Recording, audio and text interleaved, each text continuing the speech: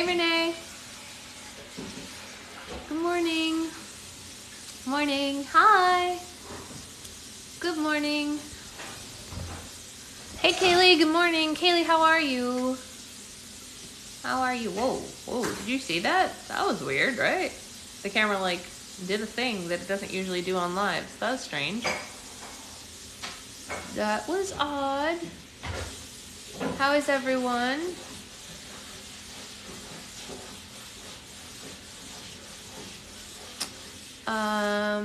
Morning. You're hanging in. Yeah, how's your dad?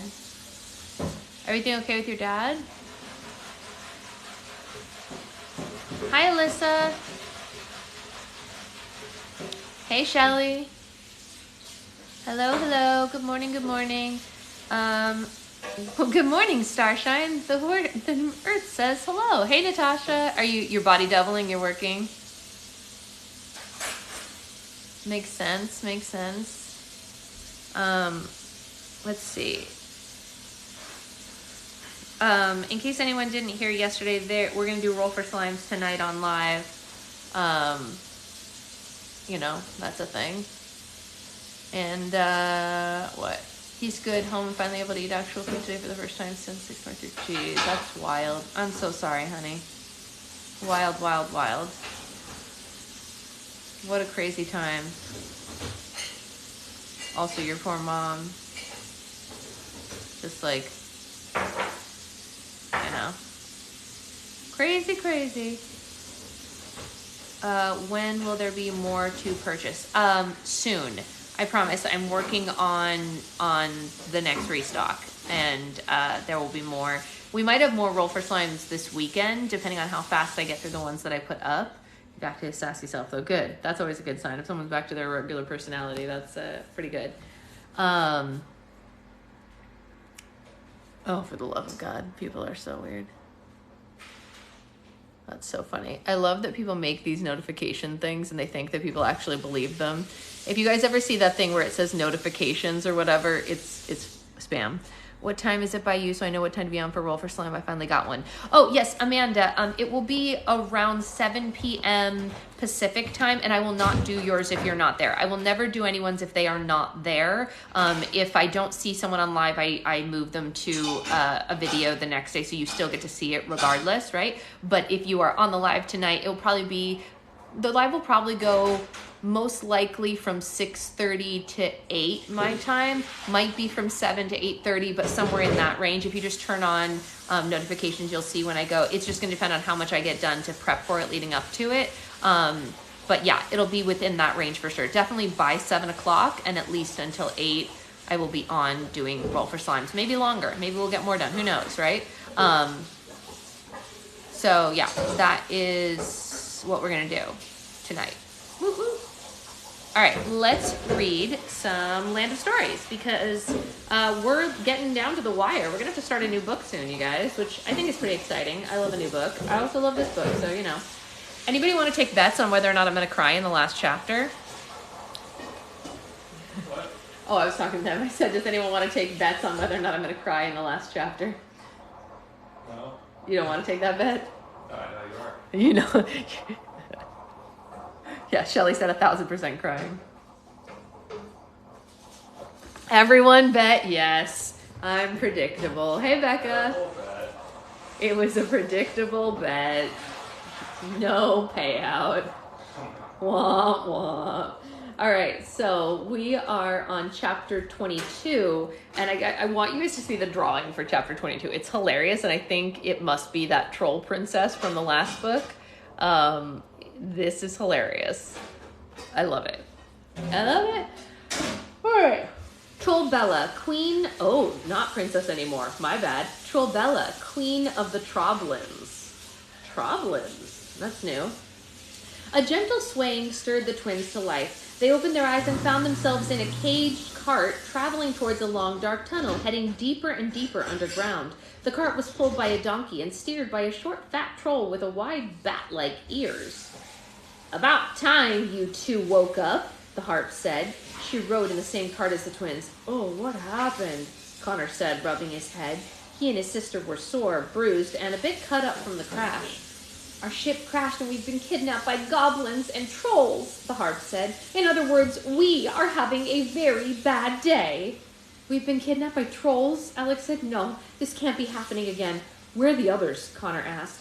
They're in the cart behind us, the harp said. No one was seriously wounded, thank heavens. Goldilocks dislocated her shoulder but set it back in place. Red has a scratch on her cheek and has been crying about it for hours. The twins looked into the tunnel behind them. Jack, Goldilocks, Froggy, and Red were squished together in a caged cart, being steered by a goblin.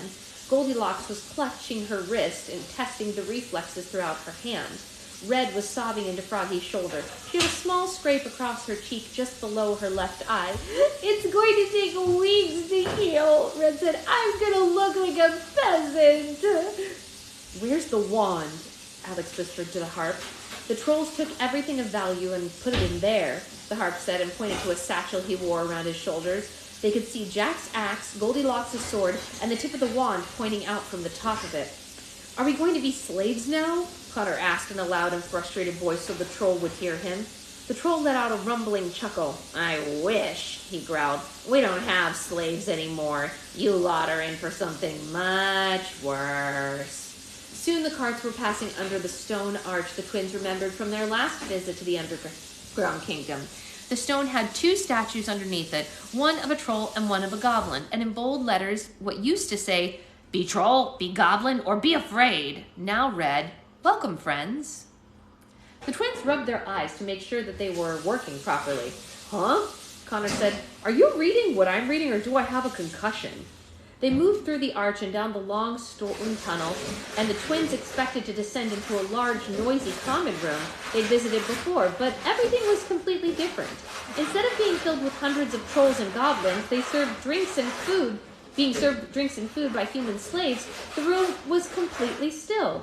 All the stone tables and chairs had been removed. The trolls and goblins stood attentively in perfect lines. That's odd, Connor said. It's like they're at boot camp or something. Yes, he does. The trolls and goblins faced the empty stone throne, all waiting for their leader's arrival. They weren't quite as ugly as the twins remembered. They smelled their poor hygiene, and it wasn't strong either. Had they finally learned to take care of themselves? The cart turned a corner and moved down another tunnel, headed for the dungeons, if the twins remembered properly.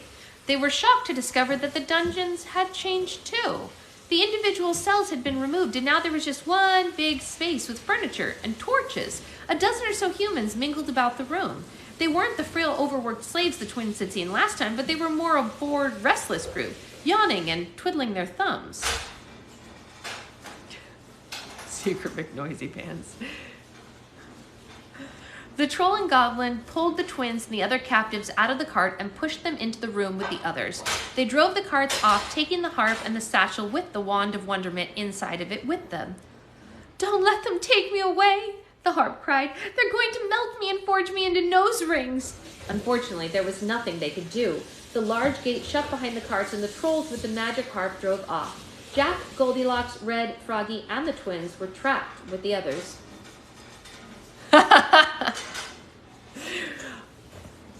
You have a couple of requests to see if you'll come do dishes at their house. That's a big old no.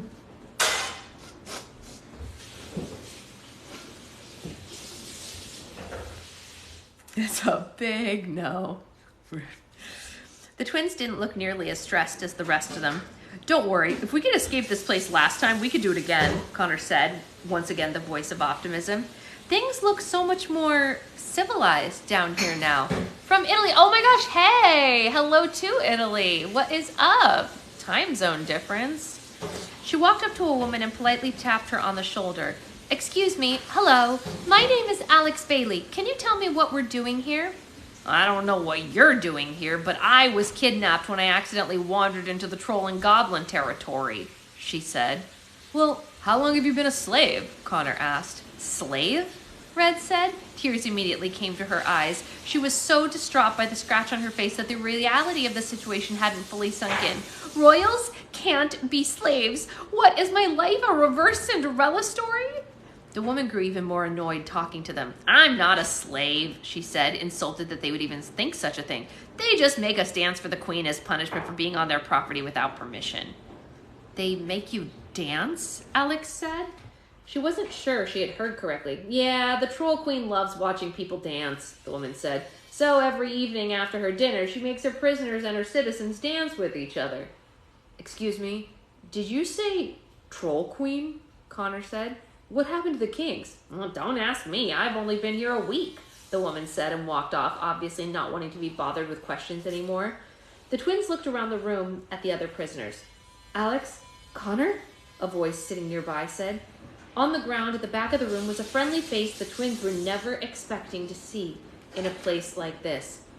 Dr. Bob! Alex gasped. Alex and Connor were in shock and couldn't move. Bob got to his feet and ran to the twins, giving them a long, teary-eyed embrace. I thought I was seeing things, Bob said, but it's actually you!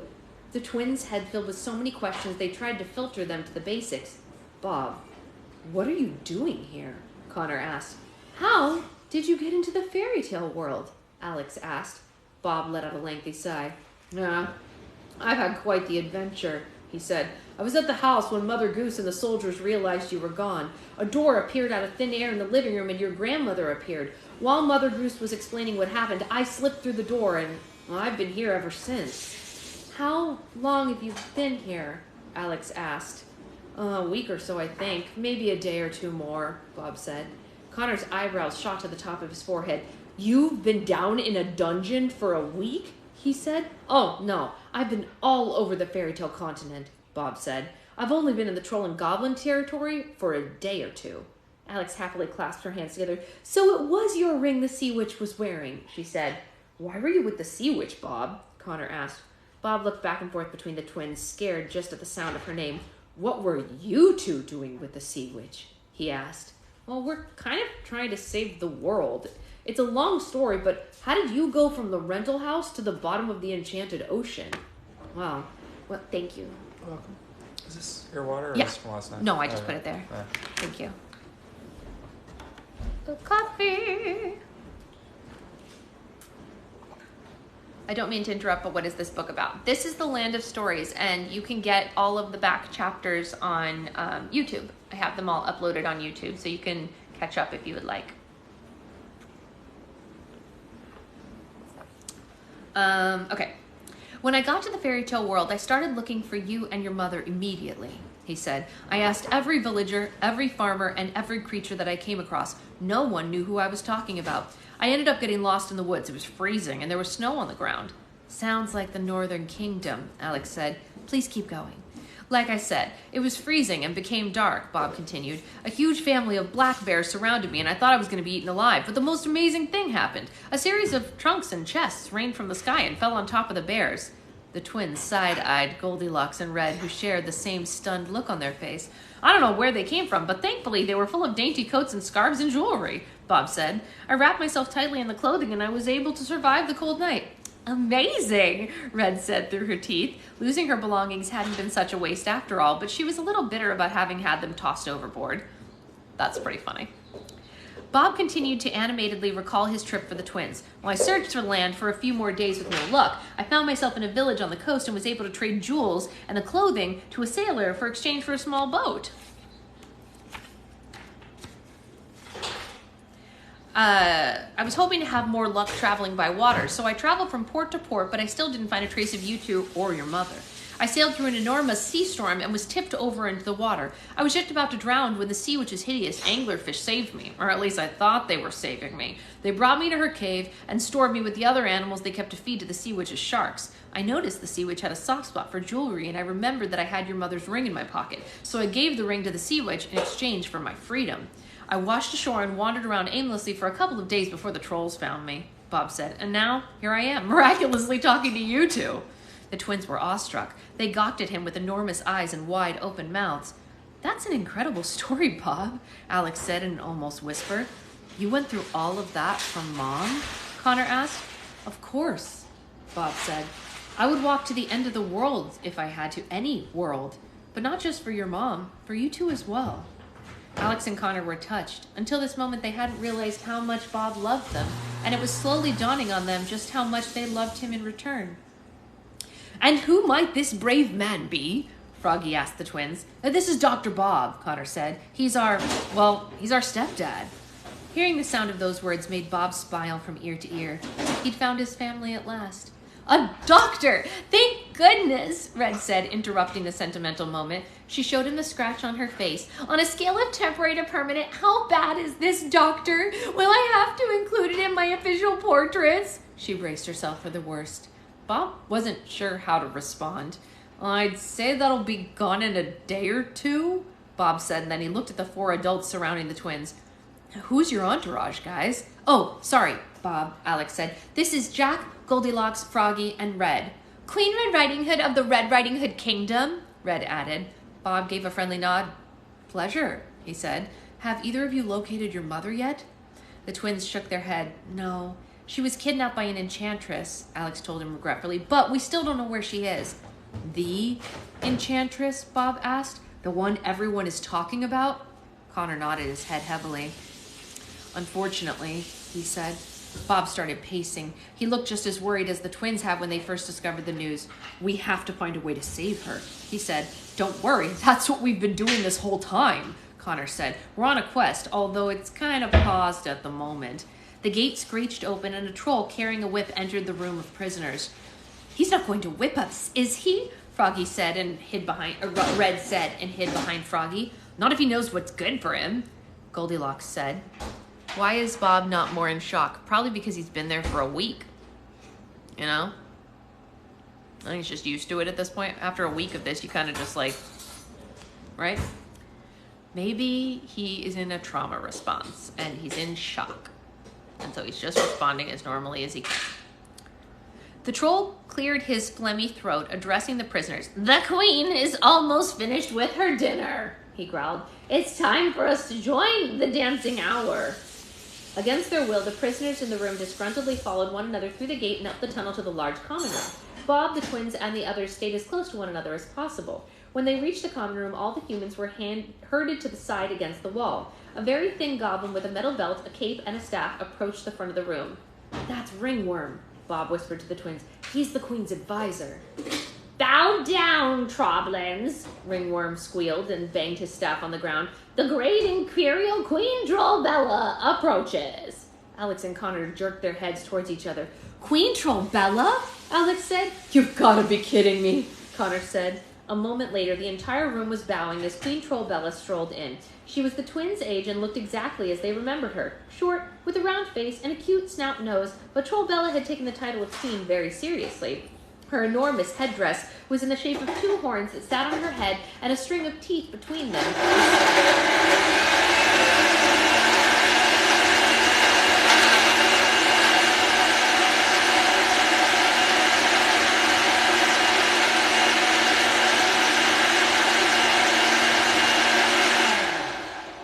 Good morning, Shira. Hi. The species of which no one could tell. A round ruffled collared Elizabeth I of England style, a round ruffled collar Queen Elizabeth of England would have been envious of was around her neck.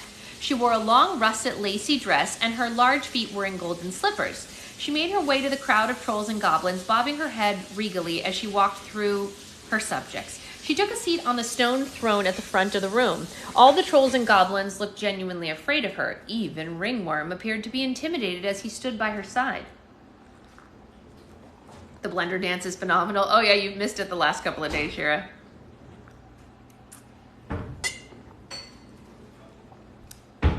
She took a seat on a stone throne at the front of the room. All the trolls and goblins looked genuinely afraid of her. Even Ringworm appeared intimidated as he stood by her side. The twins had to admit, Trollbella was rather intimidating. "How is a troll queen respected more than me?" Thank you. "Respected more than me?" Red asked herself out loud, and Goldilocks nudged her to be quiet. "Thank you, Troblins," Trollbella called out. "I just had the most scrumptious dinner, hog liver and acorn soup, and now I am ready to be entertained. Now dance for me." Ringworm hit the ground with his staff, and a small band of trolls and goblins wheeled instruments into the middle of the room and started playing the music. They pounded on stone pianos and blew horns made of actual horns, and played violins and cellos made of bone and spider web. The trolls and goblins standing at the center of the common room began to dance around one another in the routine they had evidently been concentrating on very hard. They'd obviously rehearsed it beforehand. Ringworm watched them intently, counting the dancing beats to himself.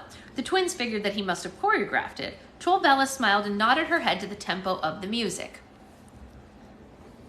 "Hey, Anya!" "Dance, Troblins, dance!" she demanded and clapped her hands in delight. As the dance progressed, the trolls and goblins started pulling the prisoners onto the floor, twirling and dipping them as part of their routine.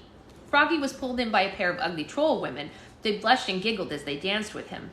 Red turned pink watching the troll women swing her bow around. A goblin tried to grab Goldilocks' hand, but she shot him a nasty look and scared him off. The troll that had captured the twins carried the magic harp into the room and set her beside the band. The twins could see that he still had the satchel around his shoulders containing the wand. "What is this?" Trollbella said and excitedly kicked her feet at the throne. "A gift for you, my queen," the troll said and bowed to her. "We acquired it this afternoon for you." "If by acquired he means kidnapped," the harp shouted. "Someone play that shiny woman," Trollbella ordered. "I want to hear the sound of her strings." One of the goblins playing in the band tossed his violin aside and began playing the harp. The harp burst out laughing. It tickled her. "Oh, stop that!" the harp cried. "That tickle! Be gentle, it's been a while." The trolls and goblins in the center of the room stopped for a moment and watched as the harp was played against her will.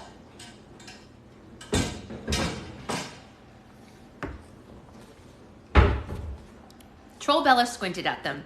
"Did I say you could stop dancing?" she said from her throne. Ringworm slammed his staff on the ground, and the trolls and goblins immediately picked up dancing where they left off. The group of prisoners to the side was getting smaller and smaller as some of them were being incorporated into the dance. Connor was hiding behind the ones who were left. He didn't want to dance, but even more so, he didn't want Trollbella to see him. As the dance went on, Jack and Goldilocks, Froggy, Red, and Alex and Bob were all pulled into it one by one, and they twirled all around. Connor was the only one left, and he stood alone. Trollbella gazed around the room, pleased by all the dancing, and her eyes finally landed on Connor. The Troll Queen screamed, and her mouth opened, and her eyes grew twice in size. "Stop the music," Trollbella ordered. The band went mute immediately. She clutched her chest and rapidly beating heart. "My butterboy has returned!" she gasped. Connor cringed. "Oh, hi, Trollbella," he said and awkwardly waved at her. Trollbella was beside herself with excitement. "I knew you would come back to me one day, Butterboy," she said softly, almost in a trance. "I've waited ever so long for this moment." "Oh, well, here I am," Connor said, blinking uncomfortably slowly. Although the music had stopped, a 1,000-piece symphony seemed to be playing in Trollbella's mind. "Bring me my Butterboy!" "Bust," she ordered. A couple of trolls wheeled a very heavy cart into the center of the room. A giant stone bust of Connor's face, sculpted to perfection, was on the back of it. "Is that me?" Connor asked, horrified to see the massive replica of himself. Trollbella hopped off her throne and placed a hand on the bust's cheek. "I made it myself. I've looked at it every day that we're apart," she said dreamily. "But you look so different now, Butterboy. You've gotten taller, handsomer. You're my Butterman now." Trollbella walked towards the real Connor like a lioness approaching her mate. Her heart was practically fluttering out of her body. She threw her arms around him, squeezed him as tightly as she could. Connor looked up at his sister. "Help me," he mouthed at her. Alex only shrugged at him. What could she do? "I need slow music now, so I can dance with my Butterboy," Trollbella ordered. "Now, Troblins, now!" The band started a slow romantic melody. Trollbella danced with Connor to the music. Rather, she moved him around the room, and he followed. "Trollbella, what's a Troblin?" Connor asked. "It's what I renamed my people when I became queen," Trollbella said and rested her head on Connor's chest as they swayed. Her headdress almost poked him in the eye. "The Goblin King didn't have an heir, so I inherited both thrones, and I combined them." "What happened to the Troll King and the Goblin King?" Connor asked. Rocks fell and they died," Trollbella said simply. "It was tragic. It was messy. Environmental hazards when you live in an underground kingdom." "I'm so sorry to hear that," Connor said, not sure whether Trollbella was saddened by the incident or not. Trollbella shrugged happily. Oh, but at least I'm queen now, she said, and a great queen I have been for my Troblins. We had a bad reputation for so long. I've been restoring honor in class by making them bathe and dance. Yeah, you've done a nice job, Connor said. But I do get so lonely down here, Trollbella said and looked into his eyes. I long to be married and start a Troblin family of my own someday. Oh, Butterboy, won't you please be my Butter King? The entire room went silent. Sudden and unexpected proposal. Alex slapped hands over her face. King? Connor exclaimed. Me? Of the trolls and goblins? Trollbella silenced him with her index finger. Shh, Butterboy, she said calmly. I know we've only been reunited for a mere 3 minutes, but I've never been so sure of anything in my life. It's a tremendous honor to be my husband, I know, but let the idea sink in and accept it. Embrace it. Love it. Trollbella was so much more powerful now. Connor was terrified of what she might do to him or his friends if he turned her down. Trollbella, he said with difficulty. I believe the word you're looking for is yes, Trollbella said. Connor was saved by a bright violet flash that suddenly filled the room. A large hourglass covered in vines and thorns appeared at the center of the floor. It had purple sand and was falling quickly into its base. Whatever it was timing was going to happen in a matter of seconds. What is that? Connor asked. Trollbella rolled her eyes at the hourglass. Oh, don't worry about that, Butterboy, she said. That's just from the Enchantress. The Enchantress? Connor yelled. Why is the Enchantress sending you an hourglass? Trollbella tried waving off her subjects like it wasn't important. No, she visited me yesterday. That wasn't a big deal. She was trying to get me to surrender my kingdom to her. Apparently, she's trying to take over the world or something like that. I wasn't listening. She was interrupting my dance time. What else did she say? Connor asked. She said the Elf Empire had surrendered to her already, Trollbella said. The elves are still mad that they weren't included in the very first happy ever after assembly. The Enchantress figured, since the trolls and goblins had never been included, that we would be willing to surrender too. Did you surrender? Connor asked. Of course not, Trollbella said. It was dancing time. Nobody interrupts my dancing time. Did she threaten you with anything? Connor asked her. She was a difficult troll to get information out of. Trollbella thought about it. She did say I had a day or so to think about it, or she would cause horrible destruction to my kingdom, she said blankly. Well, aren't you worried she will? Connor said. I live in a big hole with trolls and goblins, Trollbella said. What's worse than that? Alex ran up to the small queen. Trollbella, we have to get everyone out of here as quickly as possible. It was the first time Trollbella had realized Alex was in the room. She didn't remember why she didn't like her, but the feeling was as strong as ever. You, Trollbella yelled, and then she gave Connor a dirty look. You're still hanging around her, Butterboy? She's my sister, Connor yelled. That had never mattered to Trollbella. Every other girl was a threat when it came to her Butterboy. The purple sand was going fast. We have to get out of here before the Enchantress attacks, Alex desperately declared to the room. What do you think the Enchantress is going to do? Froggy asked. Well, I'm not certain, but I have an idea, Alex said, and I pray I'm wrong. The final grain of sand of the hourglass fell into the base. Time was up. A thunderous rumble caused the common room to shake. Something monstrous was headed their way. What is happening? Red yelled. She turned towards the stone entrance, and the whole room turned with her. A gigantic tidal wave was hurling towards them. I was right, Alex whispered to herself. Esmia is flooding the kingdom. The trolls, goblins, and humans screamed at the oncoming water. There was no time to waste. They had to do something fast, or the water was going to crush down and drown the entire kingdom. Alex ran to the troll with a satchel over his shoulder and yanked it off of him. She ran towards the rushing wave, digging into the satchel as she ran. She found the wand and brushed all of the items off of it and began to bang it off of it into the bag until it was just the ice scepter again. Alex pointed the scepter at the rushing water. An ice blast erupted from the tip of the scepter and shot straight into the water. The tidal wave slowed into a big icy wall yards away from where Alex stood. The trolls and goblins cheered. The squishy girl has saved us all, Trollbella said with quiet, wide eyes. You're a genius, Connor yelled proudly to his sister. She looked back at him and they shared a smile, but it wasn't over yet. The wall of ice was beginning to crack and snap, and more water flowed behind it. We need to get out of here, Alex yelled. The wall isn't going to hold the water back forever. Ringworm slammed his staff onto the ground. Everyone follow me to the back tunnels, he yelled, and the Troblins stampeded out of the room behind him. The band abandoned their instruments, including the magic harp, and ran with the others. "Don't leave me," the harp said. Jack and Froggy hoisted the harp over their shoulders and followed the others out of the common room with Red at their tails. "My apologies, Your Majesty," Goldilocks said, and scooped up Trollbella like a baby doll. "I love you, Butterboy," Trollbella yelled back to Connor as Goldilocks carried her off. Alex and Connor stayed behind, and Alex was blasting the scepter, reinforcing the ice wall as it swelled under the pressure of the water behind it. "Connor," Bob said, "we have to get out of here before it's too late." "They need time to escape," Alex said. "I have to keep the wall up so that they have a chance. Go, save yourselves." Alex was holding the scepter like a flamethrower, freezing the water as it crept closer and closer. She squeezed it harder, and an even stronger blast shot out of it. Connor had to grab a hold of it too so it didn't knock her over. Every second counted. Finally, the pressure was too much for the scepter to hold off, and the water was rushing towards them. Bob pulled the twins in the direction of the others, and the three of them ran for their lives. They ran up the tunnel, and the others had escaped into it, the water chasing them. Luckily, the troll and goblin territory was like a giant ant colony, and the water had other places to go besides just after them. But the underground kingdom filled quickly, and the water swirled violently towards the twins. They were running as fast as their legs could carry them, but the water caught up to them, and they were engulfed. Bob and the twins shot out of the ground as if they had been stuck in a whale's blowhole. They landed hard on the grassy dirt somewhere outside of the territory. They were soaking wet and coughing up water that they had swallowed. The twins and Bob got to their feet and looked around wherever they were.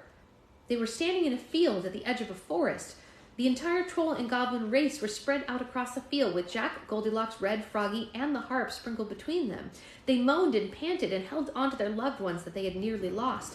It looked like something the twins had seen on the news after a natural disaster had occurred. "Where are we?" Alex asked. "Does it matter?" Connor asked. "We're alive." The twins and their friends gathered together at the center of the field. "That was a very brave thing you did back there," Jack said, and placed a grateful hand on Alex's shoulder. "You saved our lives, Alex," Goldilocks said. Trollbella strolled up to Alex. Her headdress had been knocked off, and her blonde pigtails were exposed. "You saved me and my Troblin, squishy girl," she said. "We will be forever grateful." All Alex could do was nod, overwhelmed by the gratitude she was receiving. She dumped out the satchel, and their belongings to the troll had briefly stolen from them fell onto the ground. Jack took his axe, Goldilocks took the sword. Alex watched as the wand of wonderment reconfigured itself as the pieces of the mirror, the scepter, the stepmother's rings, and the sea witch's pearls were united. "A whole kingdom has been ruined, but it looks like some things can be salvaged," Alex said. She picked up her mother's silver engagement ring off the ground and handed it to Bob. It gave them hope that everything hadn't been lost. Jack led a group of troll and goblin men into the woods and returned with firewood. They set up a series of campfires for the night. Bob walked around and inspected anyone that had been injured by the escape. Although he was a little confused by troll and goblin anatomy, some four-toed feet weren't actually missing any toes. Everyone slept on the ground that night. The next day, the Granny's crash site was discovered not too far from the troll and goblin's camp. The ship's damage was irreparable, so they stripped it apart and used the pieces of woven wood and stitched fabric to create tents for the campers. While Jack was helping the trolls and goblins tear the ship apart, he found Claudius hiding in the destruction. Jack brought him back to the camp, and he was reunited with Red. "Oh, Claudius, there you are," Red said happily. "I was worried sick. I was afraid you'd been gobbled up by a relative or something." They configured the tent for the group of 8 for the night, 9, including Claudius, to sleep under. Trollbella insisted on putting her tent as close as possible to the one Connor slept in. She talked openly about their future wedding, although he had never given an answer to her proposal. "Trollbella, I think you and the Troblins just lost a kingdom," he said. "I think you have bigger things to worry about." "You are so wise, Butterboy," Trollbella said, "and someday you will make a wonderful Butter King." Trollbella was homeless, but still not hopeless. Jack, Goldilocks, Red, Froggy, Bob, and the twins sat around the campfire that evening. They were feeling pretty dismal after witnessing the Enchantress' attempt to kill the entire kingdom. "Where do we go now?" Goldilocks asked. "We've collected everything except what we need from the Enchantress." "And no one has any clue where she is?" Bob asked. "No," Jack said, "but as soon as we do, it'll be our next stop." Connor grew tired of hearing the same pointless questions being asked. "I'm going for a walk," he said. "I need to clear my head." "I'll go with you," Alex said. "Some air will do us good." The twins walked into the trees beside the campground. It was nice to have time away from the others and vent to each other. "She's such a monster," Alex said under her breath. "I don't think I've ever hated anyone as much as I hate the Enchantress." I've never thought one person was capable of so much damage, Connor said. When are we going to have the answers we need to get rid of this wench? I'm so sick of asking questions. Something began moving between the trees in the distance. The twins looked up and saw a familiar, ghostly woman floating towards them. Hey, it's the Lady of the East, Alex said. The ghost hovered in front of them, and Connor looked angrily and stepped towards her. He wasn't afraid of the spirit anymore, but he had grown very frustrated by her appearance. What do you want from us? He yelled. The ghost didn't respond. She just stared at the twins silently, as she always did. Habla inglés, Connor tried with a horrible accent. Connor, I don't think she speaks Spanish, Alex reprimanded. What do you want? Connor shouted. The ghost raised her hand and pointed at the east. Yes, we get it. You're from the east, Connor said. Listen, ghost lady, we've got a lot on our plate right now, and unless you can help us, please go haunt someone else. The ghost looked back and forth between the twins and nodded. She turned her head around and floated off to the trees, but stopped to look back at them. It was the most the twins had ever seen her move. I think she wants us to follow her, Alex said. I think she wants to help. The ghost nodded again and then floated off into the distance. Why are ghosts so passive-aggressive? Connor asked. Well, let's follow her, Alex said with a shrug. What do we have to lose? Connor eyed the ghost nervously. You better not be taking us on a wild ghost chase. Does anyone know her next restock? It'll be either the 20th or the 21st, Priscilla. 20th or the 21st, for sure. Yeah.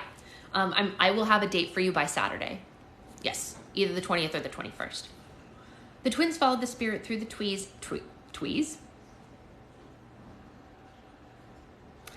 The twins followed the spirit through the trees and into the east. They had no idea where she was taking them or how long they would be gone, but the twins hoped wherever they were going, they would find the answers they need.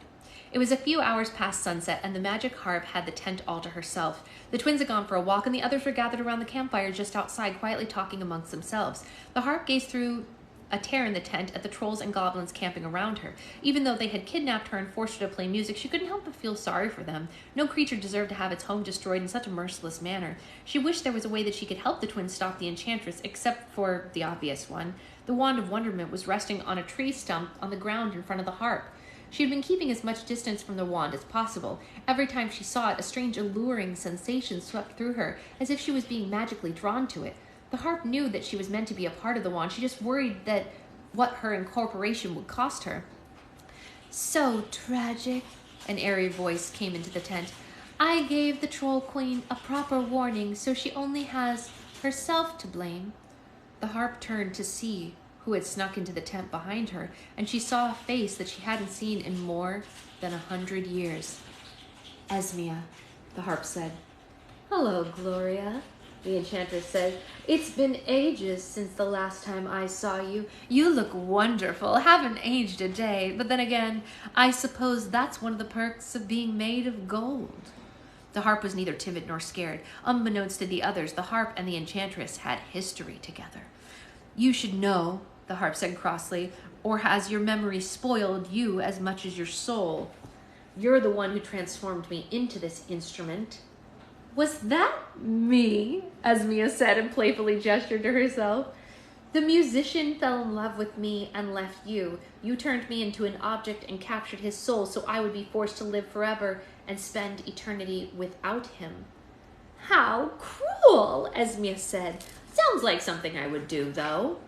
If the harp had tear ducts, Esmea would have caused tears to roll down her golden face. Why are you here, Esmea?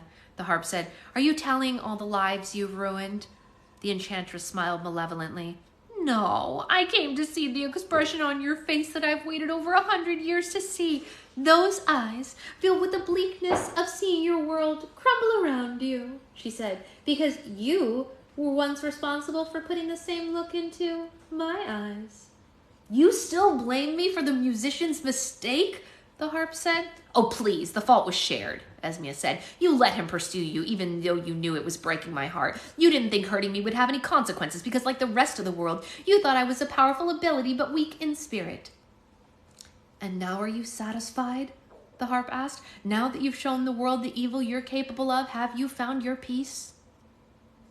I may not be fully satisfied yet, but I soon will be, Esmea said. I have big plans for this world. The harp shook her head, almost pitying the enchantress. No, Esmea, you'll never be satisfied, she said. You think by robbing other people of their bliss you'll find your own, but it doesn't work that way. You'll be searching for happiness your entire life, but you will never find it, because you wouldn't know what happiness was even if it scratched you in the face. The enchantress's eyes grew wide with anger. Her hair was rapidly flowing above her like an aggressive flame.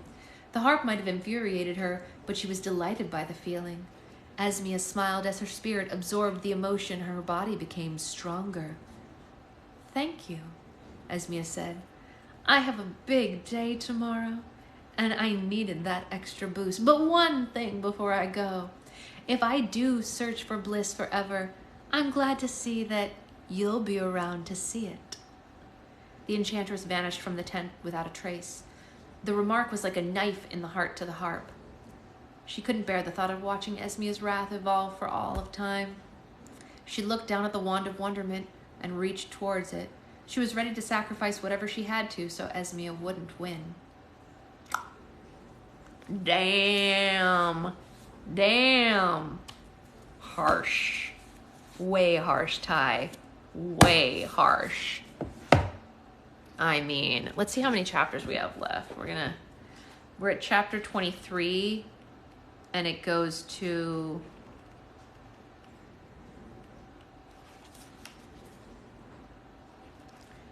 chapter 30. So we're almost done. Not to interrupt, but I was invited to my first embroidery dress show. Oh, Brian, that's so exciting. What's it for? That's not an interruption at all. That's wonderful. Tell us all about it. You know we want to hear it. What are you going to? So we only have a couple of chapters left. I will be back at home tomorrow morning for it, so maybe we'll read 2 chapters tomorrow. That could be fun. No, she's not playing around. She is not playing around. What's the invited dress, Brian? Which is it?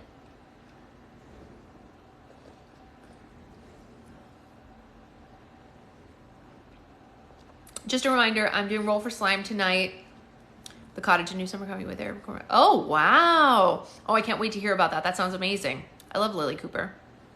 She's great. Wonderful. I will be absolutely looking forward to hearing it and hearing your videos about it. You know, I watch every single thing you post, so it will be very easy for me to hear about it, I assume, since you are my For You page, basically. Anyway, I am gonna go have breakfast, and then I gotta go home, and then we will have so much slime stuff tonight. If I get through all the people who chose live tonight and there's more time, I will add more tonight, and we'll do more, and we'll see what happens. I love you all. I will for sure, if not 6:30, I will be on by 7 at the very latest, but maybe by 6:30 if I finish everything I need to finish before then. So we'll see, and I will see you all later. Bye, guys.